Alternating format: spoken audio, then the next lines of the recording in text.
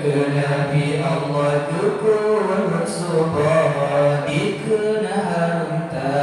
urut Jumat azan sekali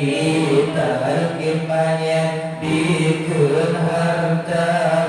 harum beriman baur mati talqimanya dikena harta harum beringat baur mati Allah lebih selalu baca bersama kita nyerona saksi-saksi mereka mati akhirat nanti bekas sesat malam ke Nabi mereka mati akhirat nanti bekas sesat